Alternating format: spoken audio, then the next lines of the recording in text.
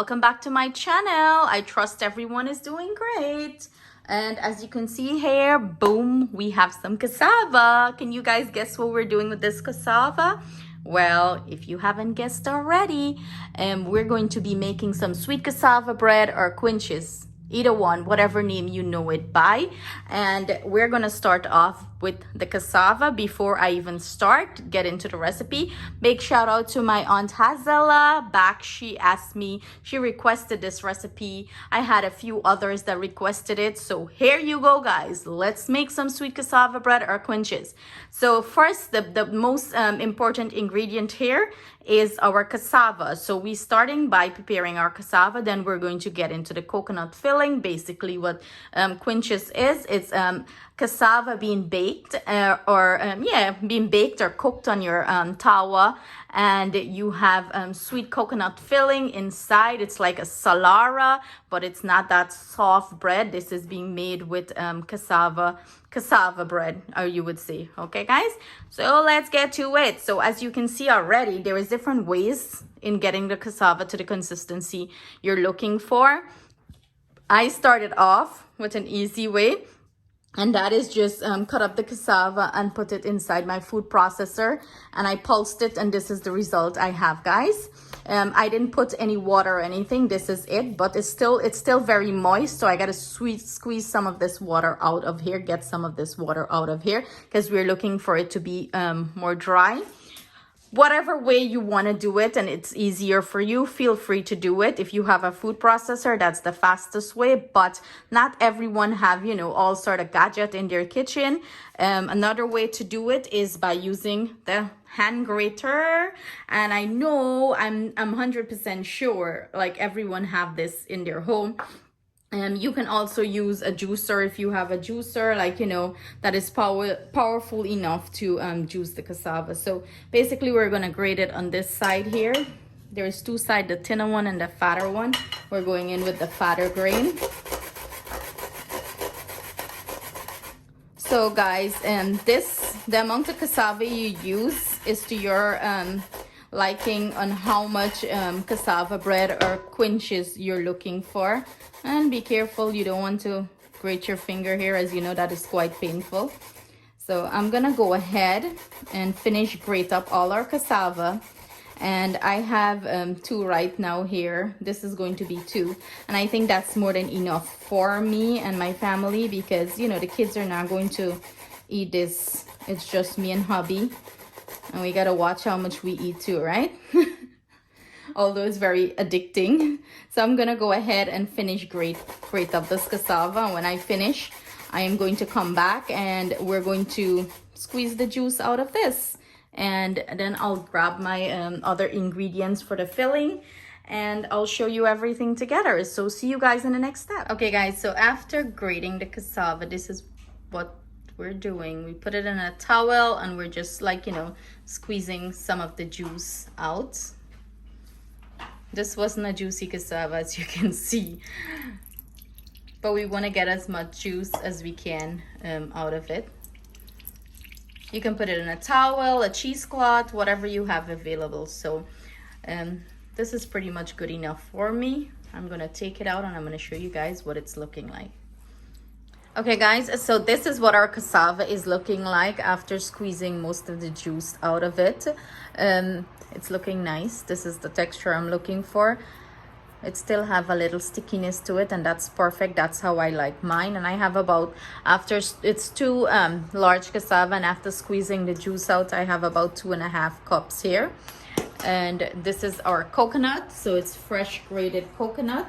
Highly recommend to have the fresh grated coconut, but if you cannot get the fresh grated coconut for this, use some you know, the coconut flakes, and you know, just make do with whatever you can get in whatever country you're in. In here I have some 5 spice powder and some nutmeg and some cinnamon. We're gonna also be using some red food coloring, and I have here some ginger. So I'm going to go ahead and add my spices to my coconut, because we're going to take this over to the stove and we're gonna parch our coconut a little bit, and I'm gonna grate some ginger in here as well.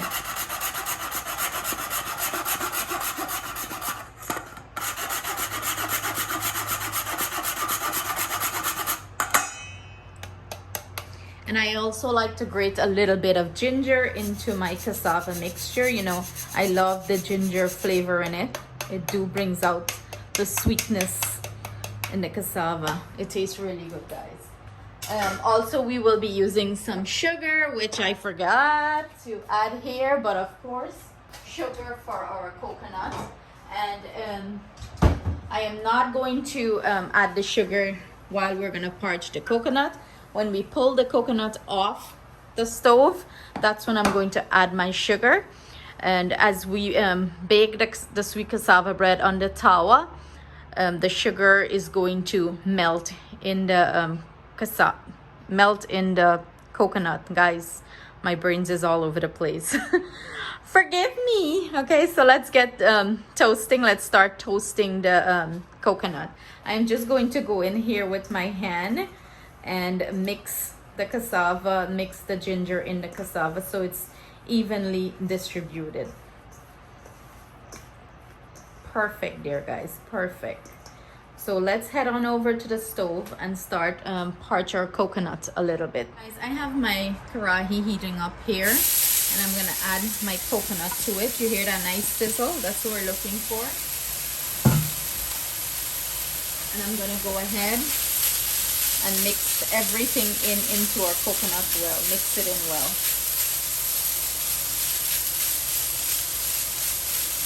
All the spices I add, the ginger or a spice powder or cinnamon. We want to mix it in and start parching the coconut. So somewhat parching some of the rawness out of the coconut. Or nutmeg, everything, and let the spices release the flavor in the coconut.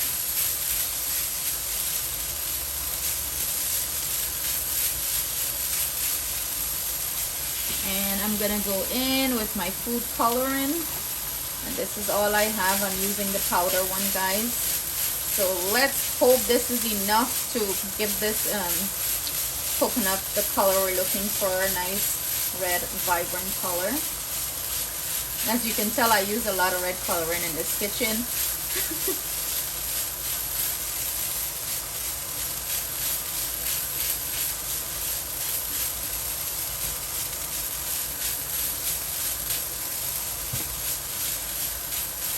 I'm going to distribute it evenly in the coconut. You know, keep mixing the coconut. And you got to be on by the stove when you're doing this step, guys. And keep your heat on low.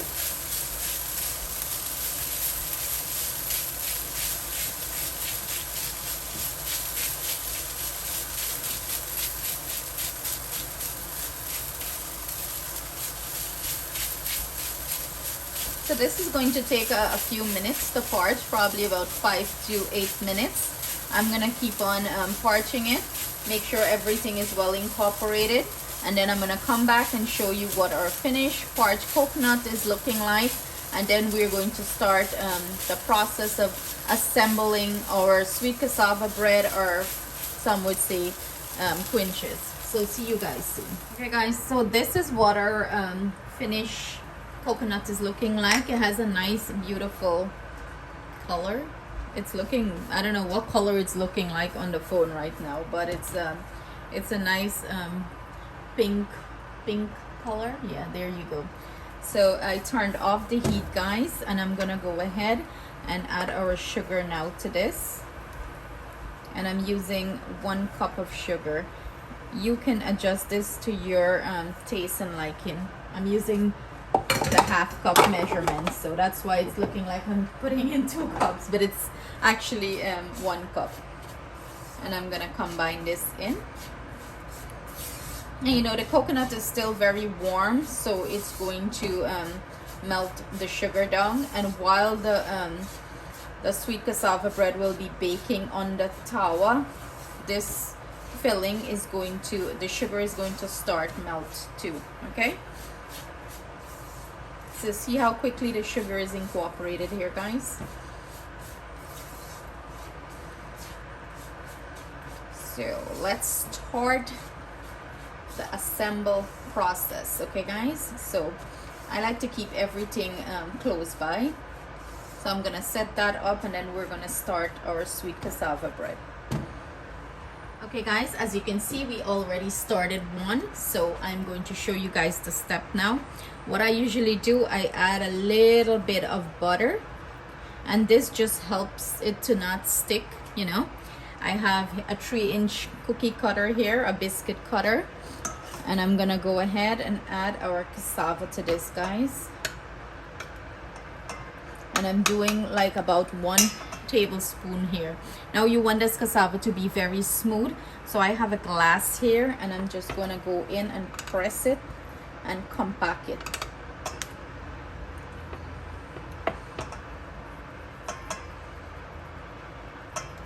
You can use your finger, the back of a spoon, you know, whatever works here, guys. Any spot that you see have like any hole or any sort of thing like that, you want to make sure you add a little bit of cassava to keep it, you know, compact good, so the filling would stay and it wouldn't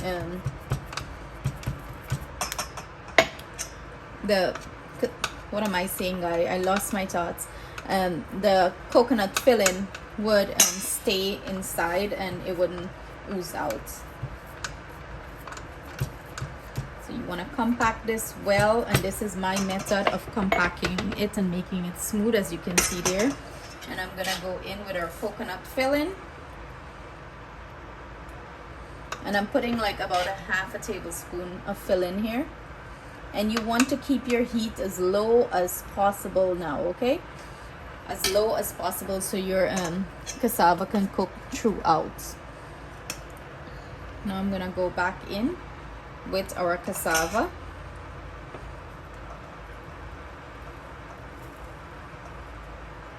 and the purpose here is to make sure you cover the surface well, you know.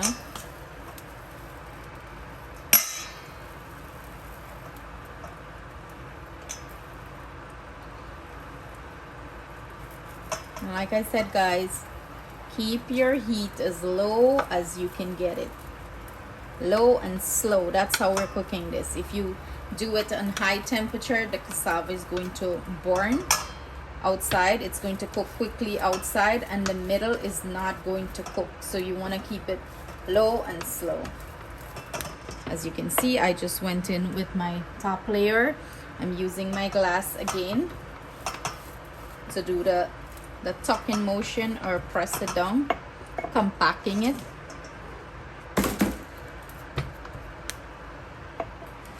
That's pretty good for me there. So as you can see, guys, you can do multiples at a time.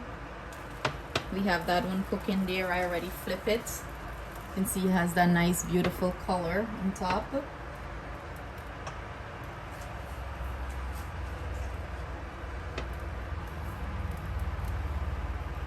So I let this sit a little bit before I release the biscuit cutter, so you know, it helps keep everything intact and compact until I'm ready to flip it. So I let it sit a little bit there and let the formation take place, and then I'm gonna pull this out and we're going to flip it. So let's see what's going on over here. This one here still needs to cook more. You can see when you look at it, you can see that it needs to get cooked more inside. And you want to be as gentle as possible with it, guys, when you're flipping.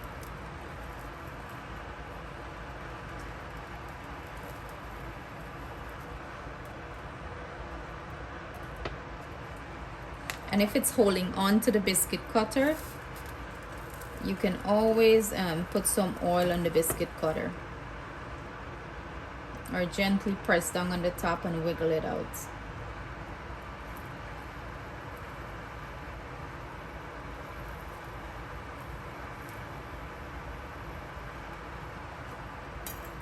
What I'm gonna go ahead and do, I'm gonna slide this one over and let it cook further, and we're gonna start another one.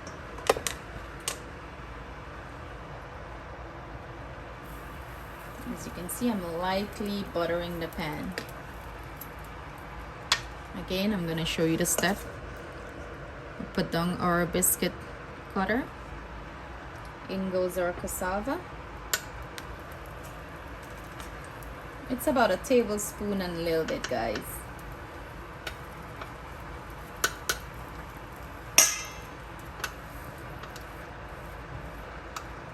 I'm going in with the glass. The glass do the trick for me, guys. It just compact it faster rather than using the back of the spoon. The glass just compact it very quickly.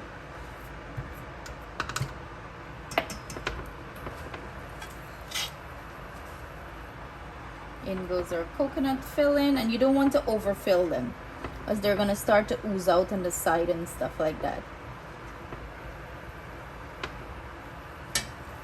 Remember, guys, to keep your heat low and slow. Now we're going in with our top layer.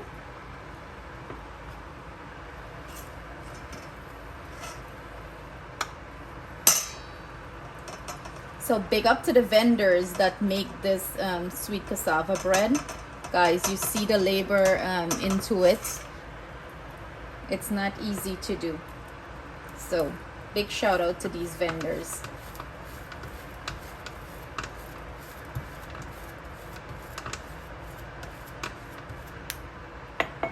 Again, using my glass to compact.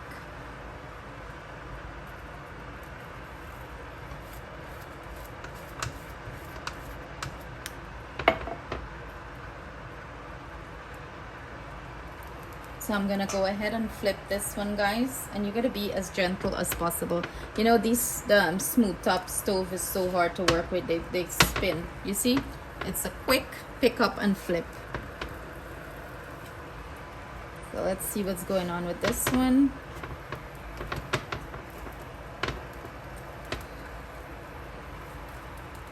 So I'm baking them nice, slow heat, guys, and that's how you want to do it. Nice and slow. You do not want to turn up your heat and rush the process, because believe me, if you turn up the heat and rush the process, you're going to regret it. Outside is going to be cooked and inside is going to be raw. So you got to give them low and slow heat and let them do their thing. So I'm going to finish these up, and then I'm going to come back and show you guys what they look like inside.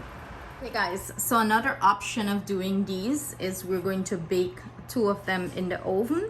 I went ahead and put a foil paper here on a pan. I lightly greased it with some butter. I'm going to go ahead, add our cookie cutter or biscuit cutter, whatever you want to call it. Same process as assembling it on the stove. Add a little bit, compact it.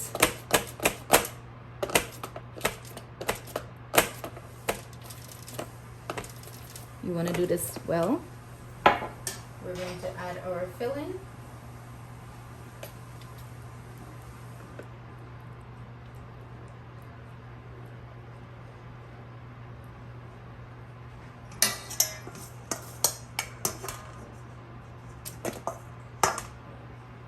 I have my oven right now preheating 350.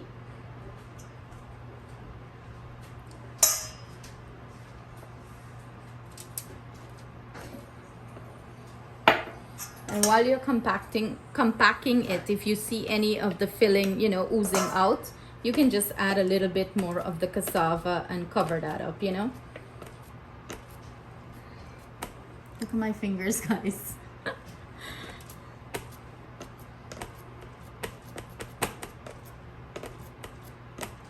So I'm compacting this really well, guys. And then I'm just going to lightly press at the top of it and remove the biscuit cutter. On to the next one.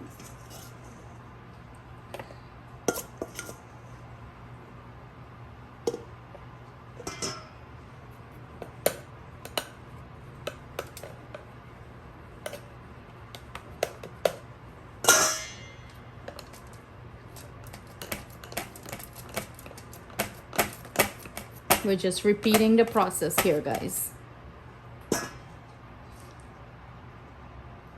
In goes our filling.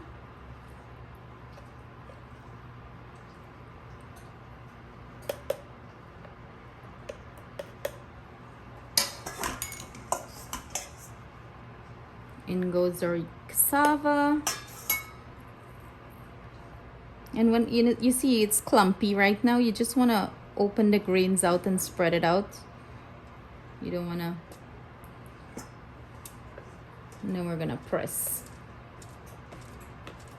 or compacting it. Compact. Press or compact, whatever you want to say.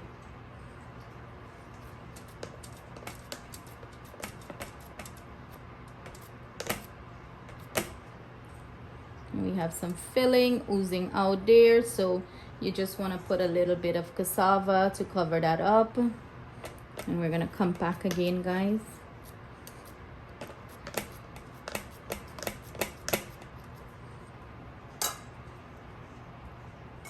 That's all she wrote, guys. So I'm just going to remove this, gently pull it out or slide it out. We have a little bit of thing exposing there, or filling. Let's see if we can just seal it up. We're cutting and paste here.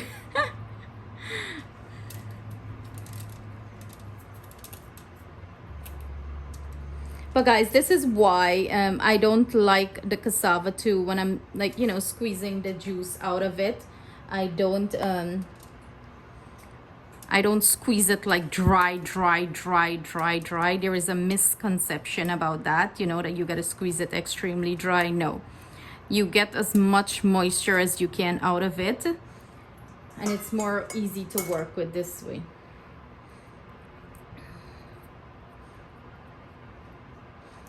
Okay, guys, you know, so I have my oven there preheating 350. I'm going to just lightly put a little bit of butter on top of this, you know, and I'm gonna pop it in, and we're looking for a nice color in it. And as soon as I achieve that color, I'll set my timer, and I'm gonna let you guys know how long mine bake for in the oven. So of course I'm gonna come back with the finished product and let you guys see the one that is done stovetop and the one in the oven, what it's looking like. So guys, this is the two that I did in the oven. Look how beautiful and perfect they are.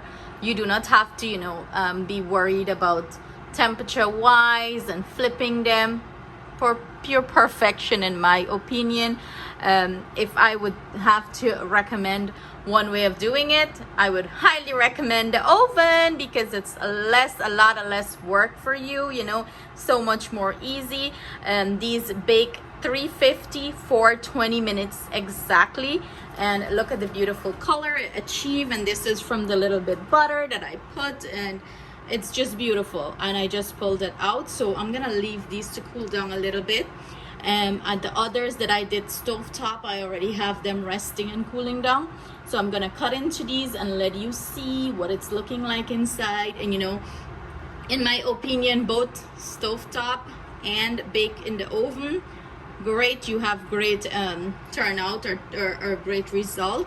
So it's your choice on whichever is easier for you. That is why I show you both options. You have the same result. It's still very crisp on top, you know, beautifully cooked. So both, it's great result. For me, the oven is way more easier, because you know, you don't have to flip, you don't have to keep turning, you don't have to keep checking it to make sure it's cooking. You just pop it in there, 350, 20 minutes, and you have beautiful results. So I'll see you guys in the next, when these cool down, I'll show you guys what it's looking like. So here you have it, guys. This is our finished sweet cassava bread, or quinches, whichever name you call it by.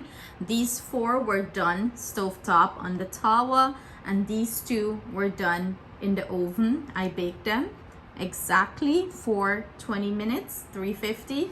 And these I cooked stovetop around anywhere from 10 minutes or so, you know, because you got to keep checking them and rotating them.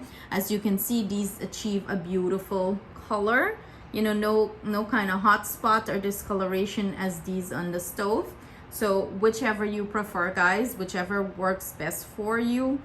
feel free to do it. And this is what this is looking like. It's only showing white here, but it's pretty cooked. Okay guys, it's really cooked. I'm gonna cut into them, and you see the one that is baked in the oven is the same thing. It's showing white, but it's cooked. They have the heat evenly. This is showing like this because it wasn't sit on the pan directly and get the crisp and the little butter. So I'm gonna cut into them so you guys can see what they're looking like inside. So let's cut the oven one first, and you want to go in with a sharp knife. Make sure you guys are seeing a good shot.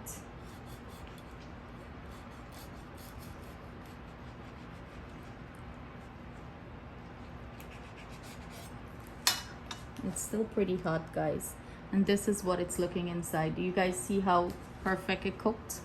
It's cooked nice inside, and the filling is nice and juicy.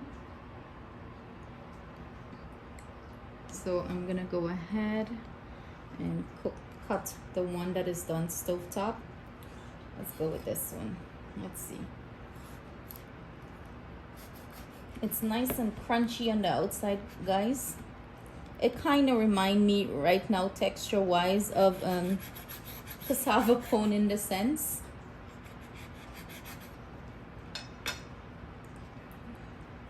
And this is what the stovetop one is looking like guys.